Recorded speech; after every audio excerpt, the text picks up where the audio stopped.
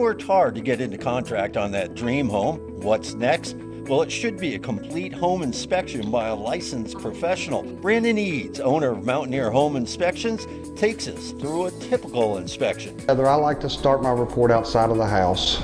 Typically between the exterior, the roof, and the garage, we're looking at an hour, hour and a half. The balcony or deck inspections, first thing we check, we want to make sure there's joist hangers on the floor joist. I start with the exterior of the home. I look at the siding, the foundation walls that are visible. As far as the exterior of the home, some things I would note, the patio here, the patio has a slight pitch towards the house. You can see the water's running towards the foundation.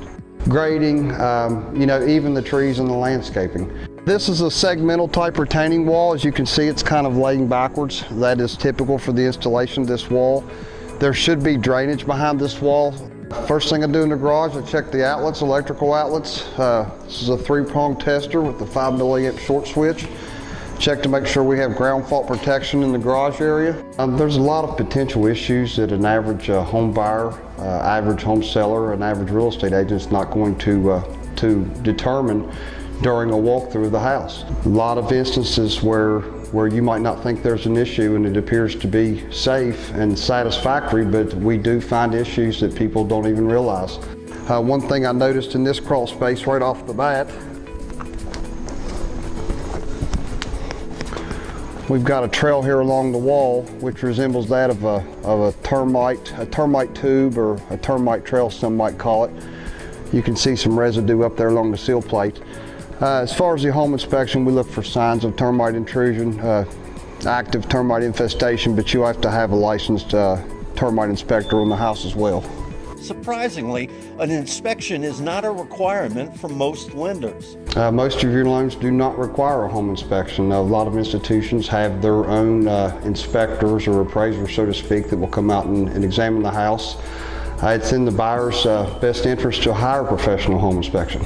West Virginia's mountainous terrain can make for some unique problems. Electric or foundation issues. The soils that we have in West Virginia, a lot of houses are built on hillsides because we're a state of hills, so to speak. So foundation and electrical issues.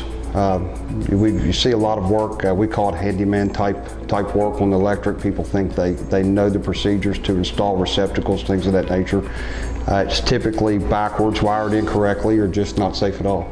At the end of the day, a home inspection provides the buyer a safe environment in which to live, and it provides peace of mind. It's a hard job. You like to come into a house and find very few problems. You want to make sure that your client is protected, you are protected, your real estate agent's protected.